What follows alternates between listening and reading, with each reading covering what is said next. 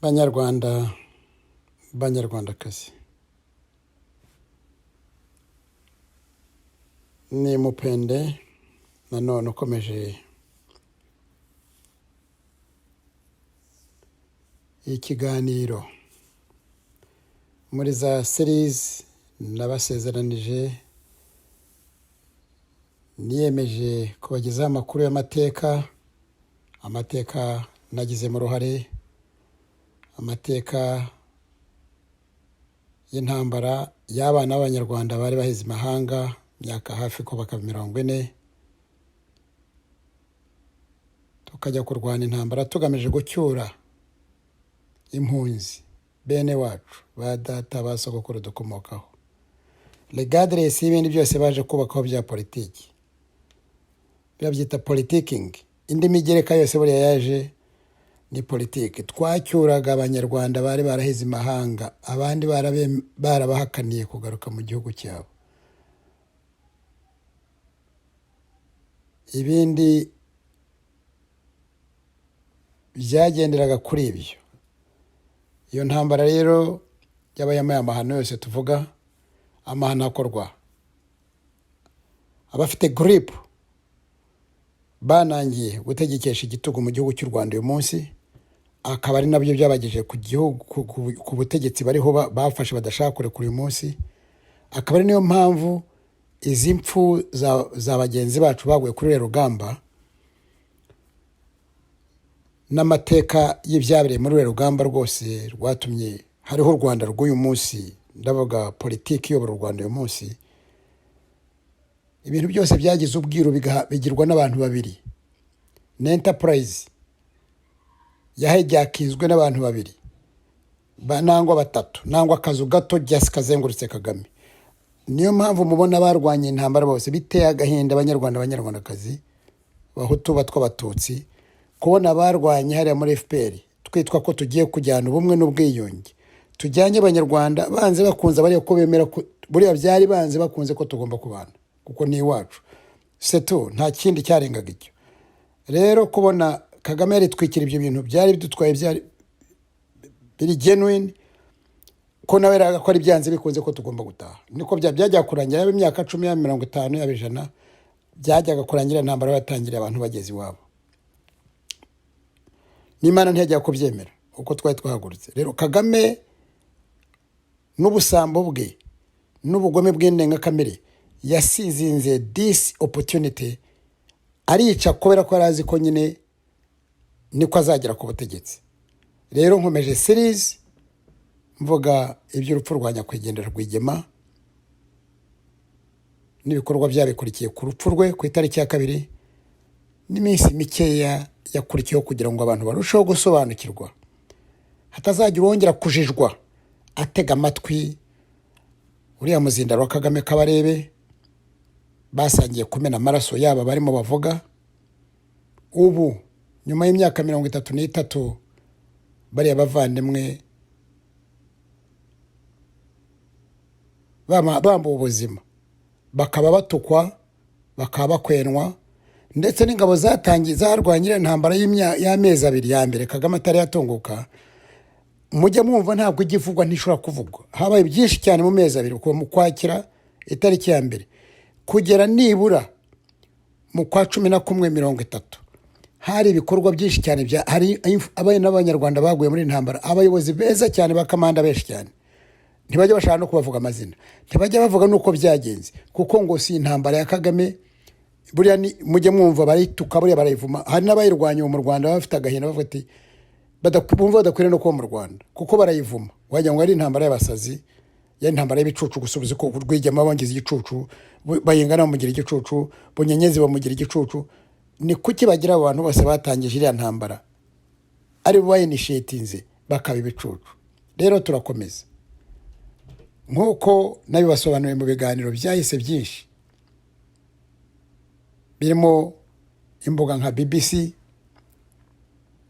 Imvo n'Imvano, birimo ikinyamakuru cya leta muri Uganda The New Vision, n'ama YouTube atandukanye ari mu bihugu bitandukanye by'isi, cyane cyane mu Burayi.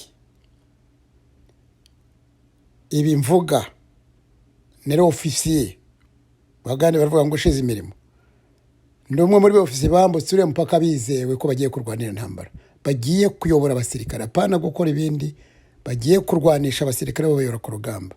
Aho nari impari rero, ibi mutega amatwi niyo mateka mazima, abashaka gukomeza bazayobe ku giti cyabo, ariko amateka yacu ndababwira nta zindi nyungu ari ukugira ngo adahinduka, tunayasigasire. So nari impari, narabiroye, narabibonye, nari imbirimo, kandi n'abandi bari bahari bose bapfutse ku minwa ntibashobora kugira icyo bavuga. Ubu ndavugira abari mu Rwanda bakandamijwe bumva ibibangamiye, ndavugira n'abitavye Imana, ndavugira ibimuga byose byarwanye n'intambara, ndavugira abanyamuryango babyara abari baragiye ku rugamba bose, ababyeyi bari baragiye ku rugamba, ndavugira abanyarwanda. Iki kibazo gifataho cyane kandi cyabereye urujijo. Isasuro ryishe Rwigema ryamwishe nkuko maze kubisobanura muri siri iherutse, rimukubise mu irugu,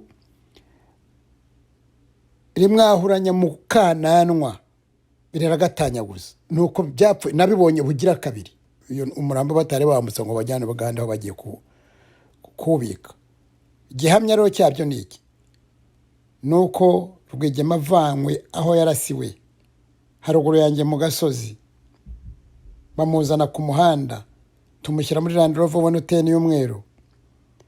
Isaso naribonye gutyo aho ryaturutse naho ryasohokeye, nk'umuntu w'umusirikare wifitemo akamenyero kugeza ubwo, aho ryasohokeye mu kananwa uko hari hateye byari ibintu biri seen in glass, byoroshye kubona, ntabwo byashaka kandi kamenyero. Nuko iyo ni gihamya ya mbere. Gihamya ya kabiri nuko nongeye ahajya za saa mbiri z'ijoro uwo munsi wa kabiri, itariki ya kabiri Ukwakira, njya Kagitumba tujya guhabwa amabwiriza yuko turi ibikorwa biri gukurikireho, uko turi bwa avance naho kwa advancing. Ku itariki ya kabiri ya gatatu nijoro twahagurutse saa 9, ubwo tumaze guhabwa amabwiriza. Ibyo nibyo twakoze byavuye muri iyo nama yatumye mbona Rwigema bwa kabiri ku mugoroba.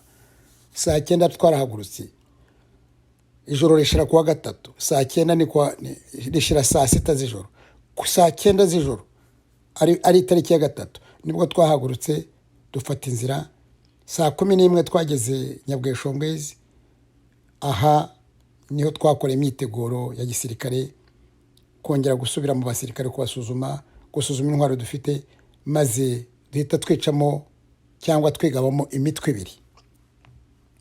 Umutwe umwe wari uyobowe na Nduguteye na Bitamazire, ari nawo nabarirwagamo yewe muri bato ya 4, twafashe axe ya Gabiro. Umutwe wa Samu bya Ruhanga, umutwe wa Kaka ugizwe n'abaza bato zari ziyobowe na Basamu bya Ruhanga na Bangoga na Babagire, werekeje Nyagatare. Iyo naxe ya Nyagatare izavamo za muri na za mu ntambara zaje kuba muri ari ya mezi twa withdrawing, ziba front ebyiri.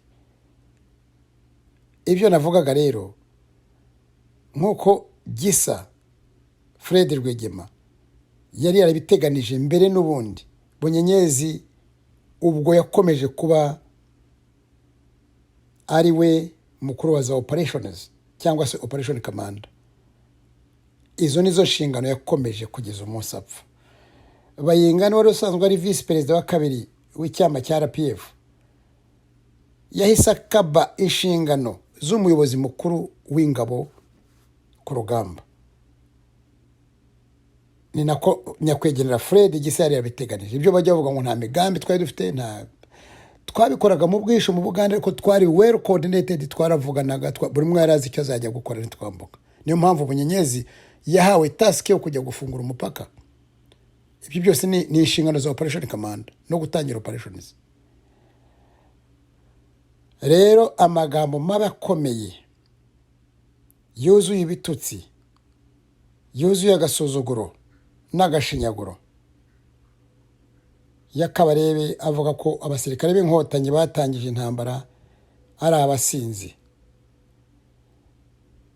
bari mu kavuyo, bari disorganized. Nibyo tukabarwegema n'ababayingana n'abunyenyezi bose.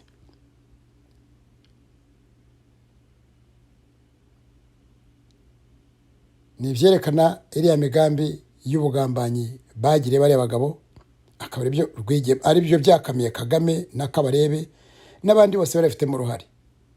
Biriya bivuga agamije ko kwerekana abandi bose nta ruhare bagize muri ya ntambara, ashaka guha ikuzo Kagame w'igitangaza w'ikimanuka, kandi agambire no gusibanganya amateka ku bugizi bwe n'ubusambo we na Kagame bagiriye abanyarwanda. Banyarwanda, abanyarwandakazi, ni ibicantege, birababaje, biteye agahinda.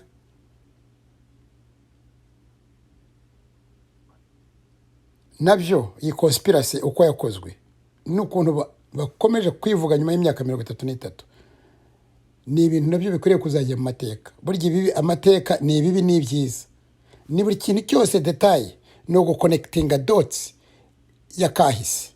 Rero nabyo bizazirikanwa. Icyo kwitondera, ntabwo twateye turi mu kajagari kuko Kabarebe na Kagame bashaka ko ari byo bijya mu mateka.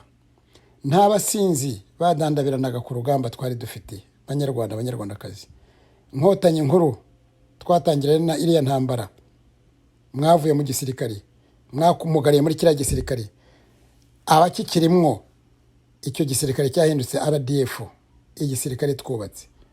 Nta basinzi, mujye mubibwira abanyarwanda, nta kajagari twarimo, twarwanye kigabo. Tubimpuruza ku isi yose. Abanyarwanda bo baje ba generali b'uyu munsi bose baje badusanga, nitwe twabigishije, turabakira, turabatoza, turabigisha, turabayobora ku rugamba. Nitwe twashinze muzanga ya mateka twubatse kwasibangana muhari. Icyo mbasabiye n'abandi bose bumva bibafataho, Fred yararashwe, araswa mu kagambane ko ku rwego rwo hejuru kubera inyota y'ubutegetsi ya Kagame. Akagambane kazandikwa mu mateka yaranze impera z'ikinyejana cya 20. Kabarebe na Kagame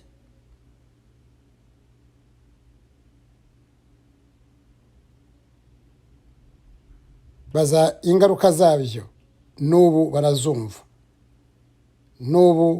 barazumva, ntago zibamereye neza, ntibariho rwose neza, mwihumurire, ntacyo bungutse.